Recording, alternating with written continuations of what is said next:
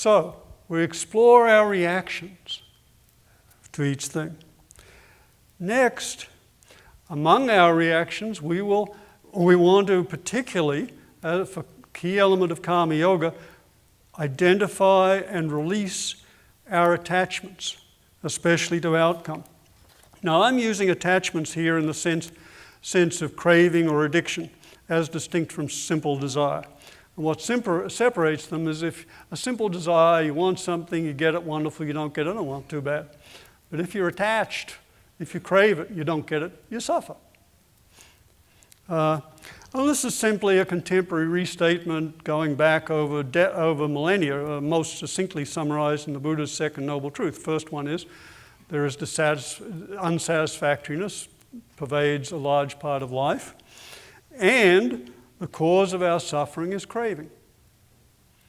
The third noble truth is, suffering can be relieved or alleviated or even extinguished by alleviating craving. Now, what's interesting is there's a very precise relationship between negative emotions and attachment craving. For example, we fear we won't get what we're attached to. We become anxious when we don't know whether we'll get what we're attached to. We become angry when someone gets in the way of us getting what we're attached to. We become jealous when someone else has what we're attached to. And we become depressed when we give up hope of getting what we're attached to. So if you look very closely, here's a hypothesis for testing in your own lives and work. Whenever there's suffering, look for the underlying attachment. Once we understand this, once we understand that underlying psychological suffering is an attachment, a craving of some kind, it opens a whole new realm of possibilities for working with painful emotional states.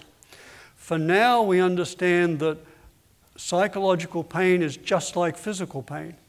It's a feedback signal calling us to pay attention, saying, pay attention, there's attachment here.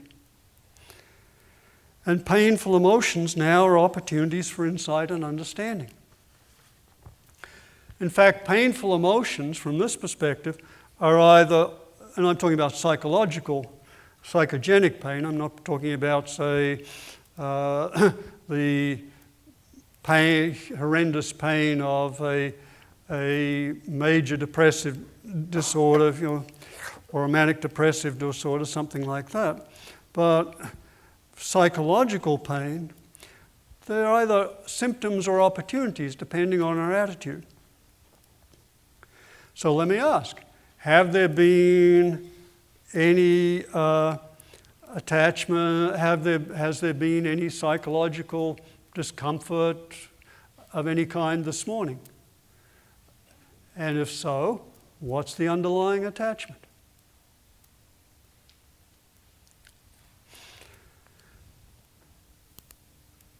And with Karma Yoga, this transforming of our activities into continuous learning, we particularly focus on one particular kind of attachment. That's attachment to how our activities turn out.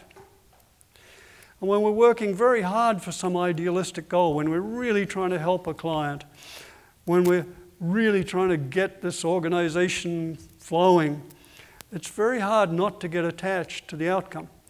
But it's also really problematic. In fact, Freud discovered it very early. He called it furor sanandi, the translates as the rage to cure. And he said this is one of the traps for psychotherapists.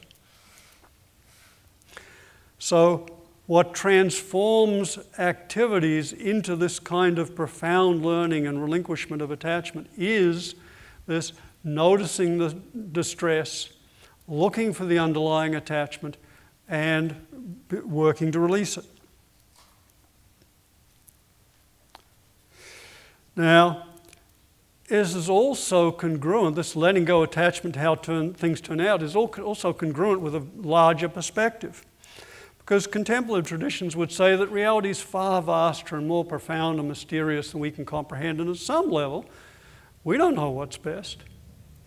And the classic story of this is the Taoist farmer who's the only person in his village with a horse. And everyone says, oh, how fortunate you have a horse, you can help. He helps you plow, you can produce so much more food. And then one day the horse runs away. Oh, how sad, how terrible, you lost your horse. Well, the farmer says, oh, don't know. Then the horse comes back with a wild horse. Now he has 2 horses. Oh, how lucky, how wonderful, how fortunate. You have 2 horses. Oh, well, who knows? Don't know.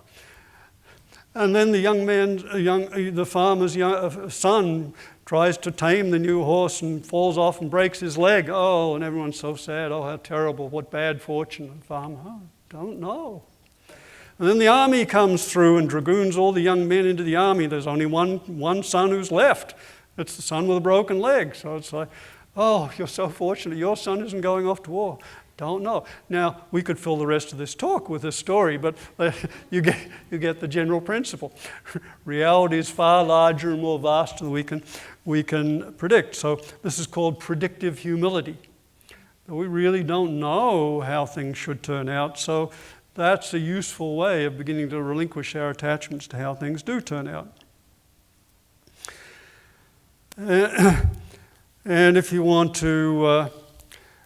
any further motivation for letting go attachment, just consider how they affect the quality of our relationships. When we walk into a group, if we're attached to power, we immediately scan the room to see who's powerful, who's powerless, and then how do we cozy up to the powerful and ignore the powerless? Or at worst, how do we kiss up and kick down? Or if we're attached to sex, then we walk into a room, we immediately see potential partners, potential competitors, and they're irrelevant. As my wife used to say, God gave men a brain and a penis and only blood enough to operate one at a time. It's just hard to have an authentic and ideally I-thou relationship when we need something from people. We're attached to getting something from them. And finally, one thing on letting go attachment to outcomes is don't expect thanks for your good works. If you're able to feed everyone and end world hunger, the first thing that will happen is someone will complain about the service. And if you really want to do this in advanced level, the context for advanced practice of this and other yogas and practices is intimate relationship. And if you want feedback, you'll get so much feedback. And as my wife said, Roger, only one of us can afford to take you seriously in this relationship, and it's not going to be me.